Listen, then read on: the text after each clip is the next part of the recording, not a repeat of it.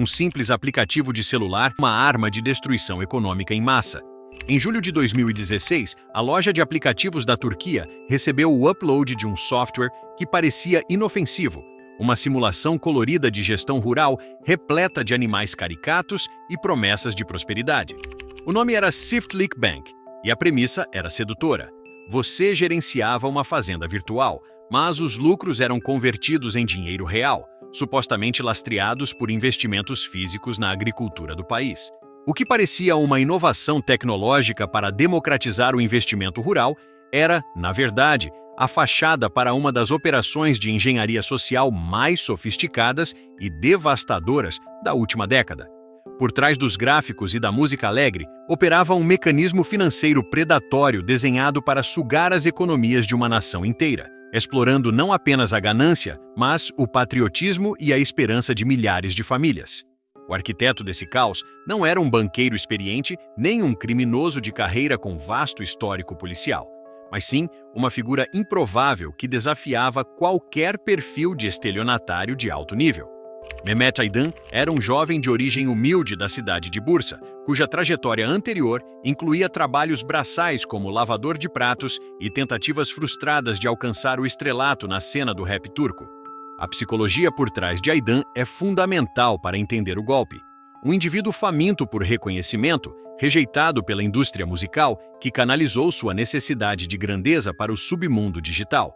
Sem conseguir a fama pelos palcos, ele decidiu construí-la através de códigos e manipulação de massas, unindo-se a desenvolvedores de jogos em um apartamento subterrâneo para criar o que seria a versão armada e perigosa do famoso Farmville. A diferença crucial era que, neste jogo, as moedas não eram apenas pixels na tela, mas representavam o sustento real de pessoas que confiariam cegamente em sua visão. O crescimento do Çiftlik Bank foi meteórico e alarmante, atraindo 50 mil usuários ativos em menos de 8 meses, um fenômeno que só pode ser explicado pelo contexto econômico e pela genialidade obscura do modelo de negócios. A estrutura era mal intencionada em sua simplicidade. O jogador comprava ouro virtual com dinheiro real para adquirir animais digitais, como abelhas, galinhas e vacas. Esses ativos virtuais geravam produtos que eram vendidos no mercado do jogo, e o retorno financeiro prometido era astronômico, muito acima de qualquer taxa de juros praticada por bancos legítimos ou fundos de investimento. A narrativa vendida por Aydın era que o capital dos jogadores estava sendo usado para construir laticínios, apiários e granjas de verdade em todo o território turco, criando um ciclo virtuoso onde o jogo financiava a economia real e a economia real remunerava os jogadores.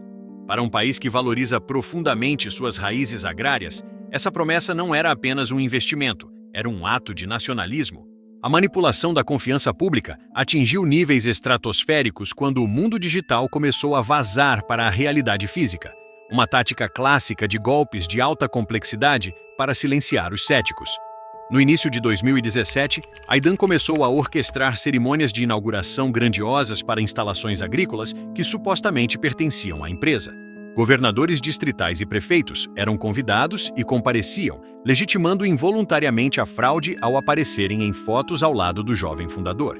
Aydın, agora tratado como um magnata da tecnologia e salvador da agricultura, andava cercado de guarda-costas, blindado pela adoração de seus investidores. A ilusão foi reforçada por uma campanha de marketing agressiva na televisão, estrelando atores renomados da dramaturgia turca que emprestaram sua credibilidade para vender a imagem de uma empresa sólida e transparente. Lojas franqueadas começaram a surgir nas cidades, vendendo queijos, mel e embutidos com a marca do jogo, criando uma prova tangível de que o negócio existia. No entanto, a matemática por trás do Çiftlik Bank era uma bomba relógio programada para explodir desde o primeiro dia, operando sob a estrutura clássica de um esquema Ponzi, mas turbinado pela velocidade da internet. Os retornos prometidos eram insustentáveis. Um jogador que investisse o equivalente a $4.000 em colmeias virtuais poderia esperar um retorno anual que superava qualquer lógica de mercado, algo que nenhuma agricultura legítima no mundo conseguiria entregar. O dinheiro que pagava os lucros dos investidores antigos não vinha da venda de leite ou mel, mas sim da entrada de novos jogadores no sistema, exigindo um crescimento exponencial e contínuo para não colapsar. Enquanto o fluxo de novos usuários se mantivesse alto, A ilusão de solvência permanecia intacta e os pagamentos eram feitos pontualmente, o que gerava boca a boca positivo e atraía ainda mais vítimas para a base da pirâmide.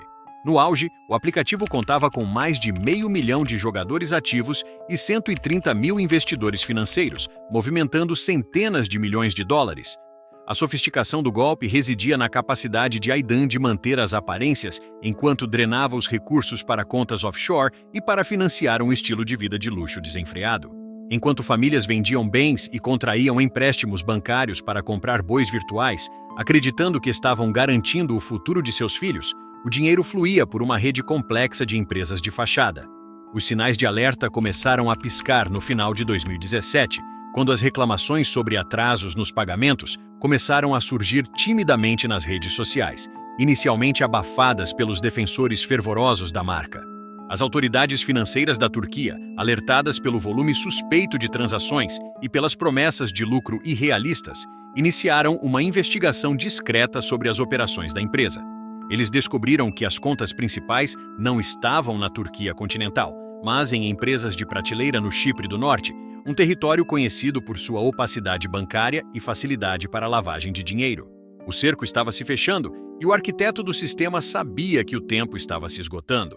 A reação de Aidan diante da pressão das autoridades foi calculada e fria, típica de quem já havia planejado uma rota de fuga muito antes do primeiro tijolo virtual ser colocado.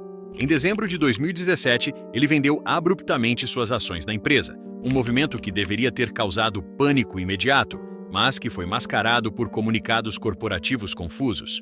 Um mês depois, o aplicativo anunciou a suspensão de novos cadastros e, crucialmente, o congelamento dos pagamentos de lucros, citando problemas técnicos e bloqueios bancários injustos por parte do governo. A narrativa de vitimização foi usada como última barreira de defesa, culpando o sistema bancário tradicional por tentar destruir uma inovação disruptiva. Enquanto os investidores tentavam desesperadamente sacar seus fundos e a raiva começava a se espalhar pelas ruas, transformando-se em manifestações e invasões às poucas fazendas que realmente existiam, Aidan já estava executando a fase final de seu plano, desaparecendo no ar com uma fortuna incalculável. A confirmação oficial de que o sonho nacional havia se transformado em pesadelo chegou em março de 2018, quando o Ministério Público da Turquia declarou formalmente que o Çiftlik Bank não passava de uma organização criminosa disfarçada de entretenimento. A magnitude da fraude foi exposta em detalhes brutais pelos investigadores, revelando que a grande maioria das fazendas anunciadas nunca existiu fora dos servidores da empresa e que os animais virtuais comprados pelos usuários eram, na prática, apenas linhas de código sem qualquer valor real. Mandados de prisão foram expedidos contra executivos e colaboradores próximos, mas o alvo principal já estava fora de alcance, protegido por fronteiras internacionais e uma conta bancária abastecida com o dinheiro de milhares de trabalhadores. A Interpol emitiu um alerta vermelho, desencadeando uma caçada global que mobilizaria forças policiais de diversos continentes na tentativa de localizar o jovem que havia humilhado o sistema financeiro de um país inteiro. Enquanto a Turquia mergulhava no caos com protestos de vítimas enfurecidas, invadindo as poucas instalações físicas da empresa para saquear equipamentos e até mesmo animais reais na tentativa desesperada de recuperar parte do prejuízo, Mehmet Aidan vivia uma realidade paralela de ostentação desmedida na América do Sul. As investigações logo apontaram que ele havia escolhido o Uruguai como refúgio inicial, um destino onde acreditava estar seguro da extradição e onde poderia gastar sua fortuna ilícita livremente. Imagens que circulavam nas redes sociais mostravam o fugitivo dirigindo uma Ferrari conversível pelas ruas de Montevidéu, frequentando cassinos de luxo e passeando em iates privados, uma afronta visual direta àqueles que haviam perdido todas as economias acreditando em suas promessas. O contraste entre a miséria deixada para trás e a opulência de sua vida no exílio tornou-se o símbolo mais amargo da impunidade digital. A audácia de Aidan não conhecia limites, e ele chegou a publicar vídeos provocativos onde zombava das autoridades e culpava o governo turco pelo colapso de sua empresa, mantendo a narrativa de que era um empreendedor perseguido politicamente. No entanto, a vida de foragido internacional começou a cobrar seu preço à medida que a pressão diplomática aumentava e seus recursos, embora vastos, começaram a atrair a atenção de criminosos locais e de investigadores privados contratados por grupos de vítimas. Sentindo que o Uruguai já não oferecia a segurança necessária e que o cerco estava se fechando, ele iniciou uma movimentação clandestina pela América do Sul, cruzando fronteiras e tentando apagar seus rastros digitais. Mas a rede de inteligência já havia mapeado seus movimentos. A caçada de gato e rato durou mais de 2 anos, um período em que rumores sobre seu paradeiro surgiam e desapareciam, alimentando a lenda urbana do hacker do agronegócio. O ponto de virada ocorreu quando as investigações indicaram sua presença no Brasil, especificamente em São Paulo, onde ele tentava manter um perfil mais discreto longe dos holofotes que ele mesmo havia acendido no Uruguai. Cansado da vida de fugitivo, sem acesso à liquidez de outrora e possivelmente temendo pela própria integridade física nas mãos de grupos criminosos rivais, Aydan tomou uma decisão surpreendente que chocou tanto a polícia quanto a imprensa. Em julho de 2021, ele se dirigiu ao consulado da Turquia em São Paulo e se entregou voluntariamente, encerrando sua fuga de forma tão dramática quanto a iniciou. A imagem do jovem algemado sendo escoltado por agentes federais para um voo de deportação foi transmitida ao vivo para milhões de turcos que aguardavam ansiosamente por justiça, transformando sua chegada ao aeroporto de Istambul em um evento midiático de proporções nacionais. O julgamento que se seguiu revelou as entranhas podres de todo o esquema, com promotores dissecando cada transferência bancária e cada mentira contada nos vídeos promocionais da empresa. Os números apresentados no tribunal eram avassaladores, com promessas de lucros que desafiavam a matemática básica e uma rede de lavagem de dinheiro que passava por paraísos fiscais e empresas de fachada em múltiplos continentes. A sentença solicitada pelos promotores foi histórica, somando dezenas de milhares de anos de prisão para Aydan e seus cúmplices, uma pena simbólica projetada para garantir que ele nunca mais visse a luz do dia em liberdade. De toda a fortuna roubada, estimada em centenas de milhões, apenas uma fração foi recuperada, sendo que o próprio fundador retornou ao seu país com pouco mais do que as roupas do corpo, tendo dissipado a riqueza alheia em uma espiral de luxo efêmero e custos de fuga.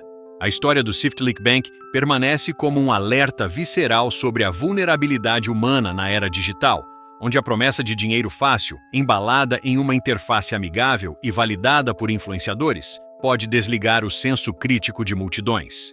O golpe não funcionou apenas porque era tecnologicamente viável, mas porque explorou falhas fundamentais na psicologia coletiva, como a ganância, a necessidade de pertencimento e a confiança cega em figuras de autoridade construídas artificialmente.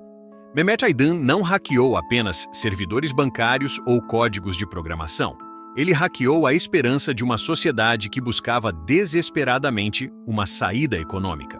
Enquanto ele cumpre sua pena em uma cela de segurança máxima, o legado de sua fraude ecoa como um lembrete constante de que, no mundo virtual, quando a oferta parece boa demais para ser verdade, o preço a ser pago quase sempre é a realidade de quem investiu. Inscreva-se para desvendar a engenharia social por trás dos maiores crimes digitais e não perder o próximo episódio.